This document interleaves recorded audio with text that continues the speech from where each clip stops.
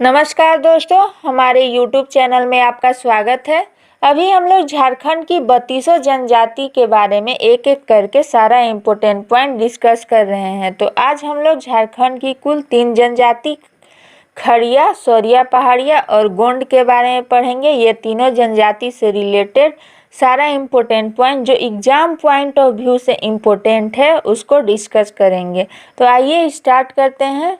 सबसे पहले हम लोग खड़िया जनजाति के बारे में देखते हैं। तो खड़िया जनजाति जो है वह झारखंड का एक बहुत ही प्रमुख जनजाति है। झारखंड में इनका निवास जो रहा है वह प्राचीन काल से ही रहा है और झारखंड के अलावा ये जनजाति जो है वह उड़ीसा, मध्य प्रदेश, असम और पश्चिम बंगाल में भी पाया जाता है। तो हम लोग ये देखते हैं कि आखिर खड़िया जनजाति का नाम खड़िया क्यों पड़ा। तो ऐसा कहा जाता है कि खड़िया जनजाति का नाम जो है वह खड़िया पड़ने का कारण ये है कि ये लोग खड़खड़िया ढोते थे। खड़खड़िया का मतलब समझ लीजिए कि खड़खड़िया का मतलब जो होता है वह पालकी होता है।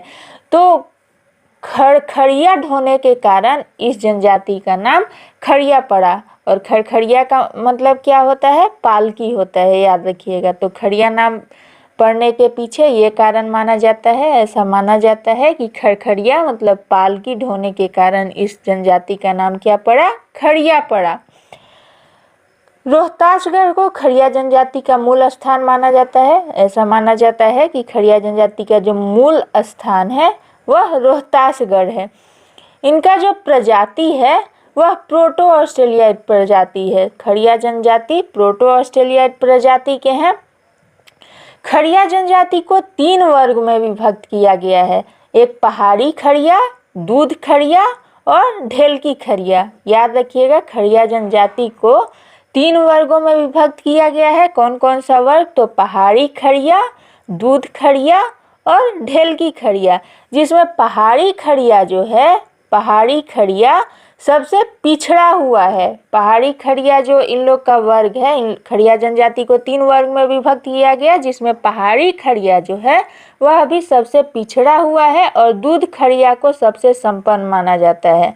तो आप याद रखिएगा इस पॉइंट को कि खड़िया जनजाति का जो 3 वर्ग है वह पहाड़ी खड़िया, दूध खड़िया और ढेलकी खड़िया है। जिसमें सबसे पिछड़ा हुआ जो है वर्ग वह पहाड़ी खड़िया है और जो सबसे संपन्न वर्ग है वह दूध खड़िया है। खड़िया जनजाति का जो भाषा है वह खड़िया ही है। ऐसे जितने भी जनजाति हैं उसमें अधिकतर आपको उसके नाम से रिलेटेड ही उसका भाषा देखने के लिए मिलेगा। जैसे हो जनजाति का भाषा हो था, मुंडा जनजाति का भाषा मुंडारी था, खरवार जनजाति का भाषा खरवारी था। तो ऐसे ही भाषा को आप पकड़ सकते हैं। ज़्यादातर जनजाति का जो भाषा है वह उनके नाम से भी मिलता जुलता है। जैसे खड़िया जनजाति का भाषा जो है वह खड़िया है और खड़िया भाषा जो है वह मुंडारी भाषा का ही एक शाखा है और यह ऑस्ट्रिक एशियाटिक भाषा परिवार से संबंधित है। याद रखिएगा, खड़िया भाषा मुंडारी भाषा का एक शाखा है और वह ऑस्ट्रिक एशियाटिक भाषा परिवार से संबंधित है। इन लोग में जो सर्वाधिक प्रचलित विवाह है उसको ओलालदाय विवाह कहा जाता है। ओलालदाय विवाह को असल विवाह भी कहा जाता है और ओलालदाय विवाह जो होता है वह क्रय विवाह होता है। क्रय विवाह को ही खड़िया जनजाति में ओलालदाय विवाह के नाम से जाना जाता है, जिसमें वधु मूल्य देकर विवाह किया जाता है। तो याद रखिएगा, ओलालदाय विवाह, इसको असल विवाह भी कहा जाता है। यह खड़िया जनजाति का सर्वाधिक प्रचलित विवाह है। खड़िया जनजाति के जो लोग हैं ये लोग अपनी भाषा में भगवान के लिए गिरिंग बेरी शब्द का यूज करते हैं और गिरिंग बेरी का जो अर्थ होता है वह धर्म राजा होता है।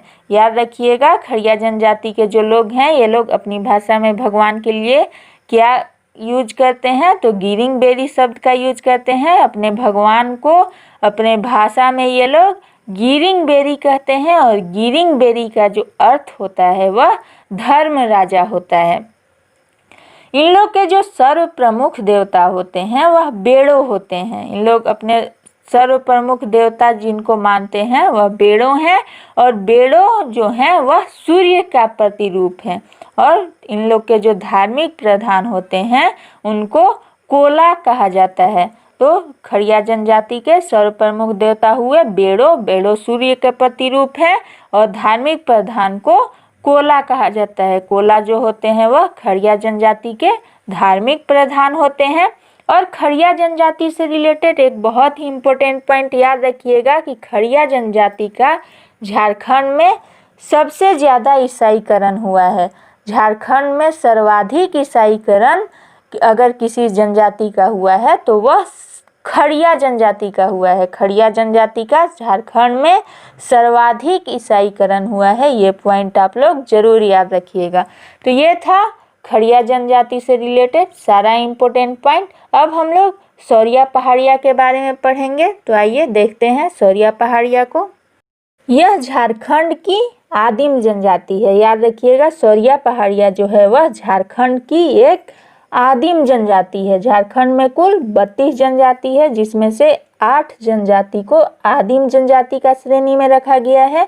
और उन 8 आदिम जनजाति में से एक आदिम जनजाति जो है वह सौरिया पहाड़िया है। तो सौरिया पहाड़िया झारखंड की एक आदिम जनजाति है।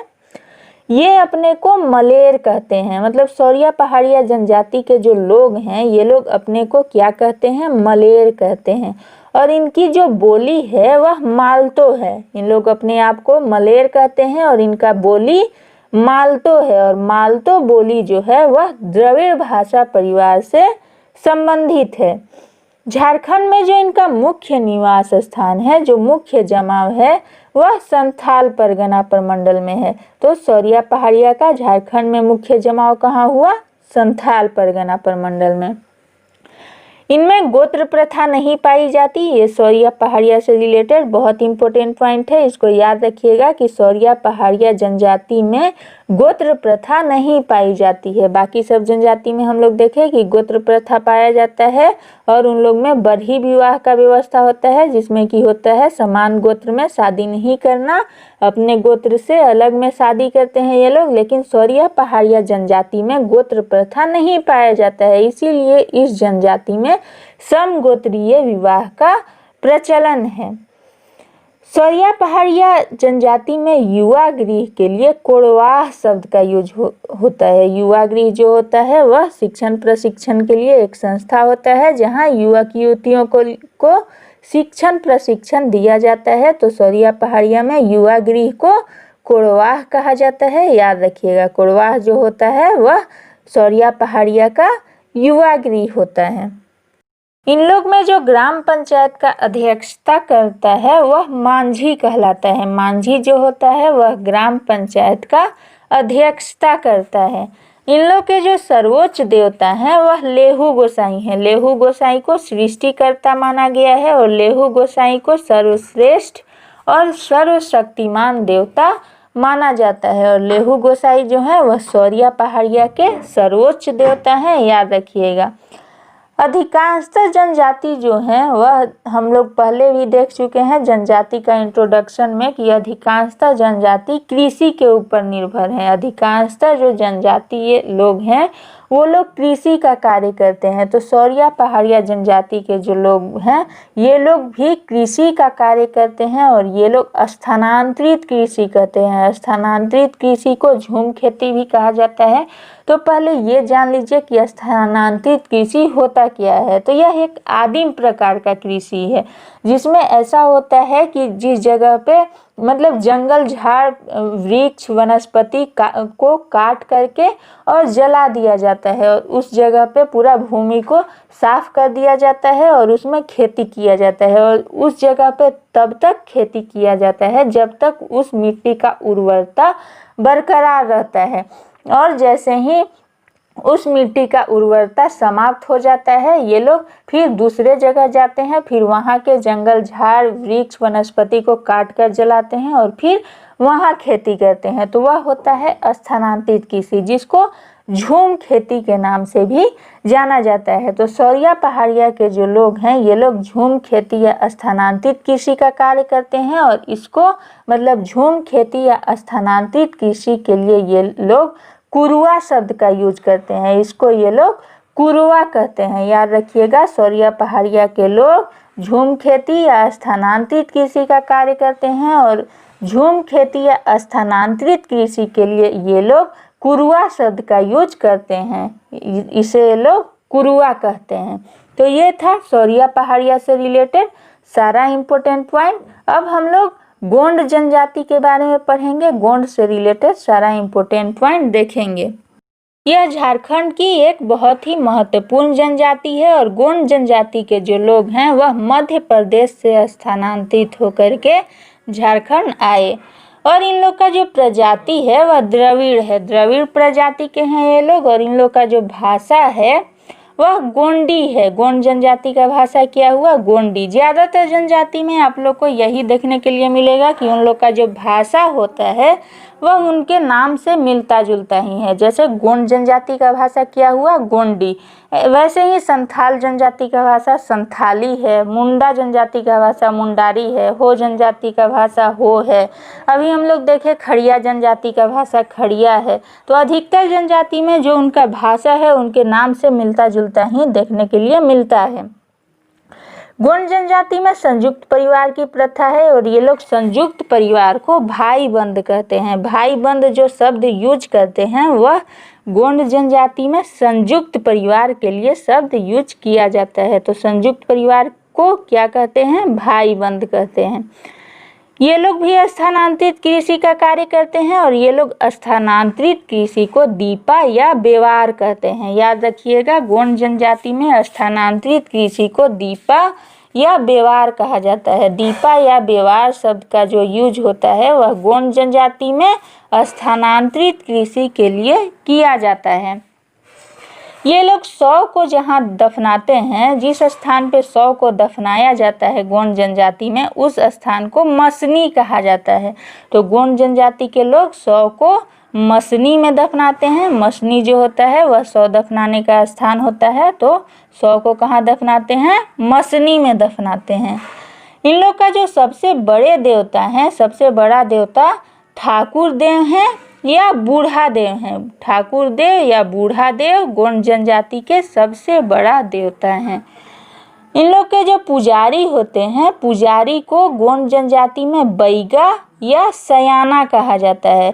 बैगा या सयाना गोंड जनजाति में पुजारी को कहा जाता है। याद रखिएगा, पुजारी को गोंड जनजाति में क्या कहा जाता है? बैगा कहा जाता है या सयाना शब्द का यूज किया जाता है। तो ये था गोंड जनजाति से रिलेटेड सारा इम्पोर्टेंट पॉइंट। वैसे आप लोग जब जनजाति पढ़ने लगिएगा तो हर एक जनजाति में बहुत सारा पॉइंट देखने के लिए मिलेगा। जैसे हर एक जनजाति में युवा गिरी के लिए अलग नाम मिलेगा, फिर विवाह का अलग अलग प्रचलन देखने के लिए मिलेगा, उसके लिए अलग शब्द का यूज किया जाएगा। जैसे क्रय विवाह को अलग शब्द का यूज करके कुछ बोला जाएगा, विधवा विवाह को कुछ और बोला जाएगा, वधू मूल्य को कुछ और बोला जाएगा।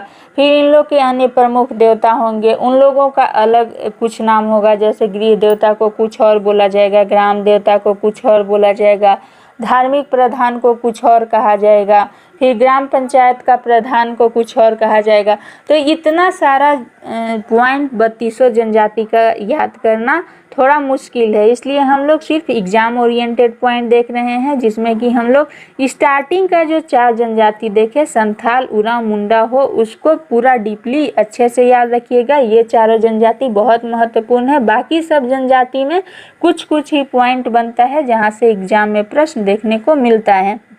तो ये सारा पॉइंट आप लोग याद रखिएगा। आज हम लोग खड़िया जनजाति के बारे में, सौरिया पहाड़िया जनजाति के बारे में और गोंड जनजाति के बारे में पढ़े। फिर हम लोग नेक्स्ट वीडियो में कोई और नया जनजाति के बारे में पढ़ेंगे। तो ये था हमारा आज का वीडियो। अगर आपको हमारा आज का वीडियो पसंद आया तो प्लीज़ हमारे चैनल को सब्सक्राइब कर दीजिए और बेल आइकन पे क्लिक कर लीजिए ताकि हमारा वीडियो अपलोड होते ही आपको नोटिफिकेशन मिल जाए। Thank you for watching.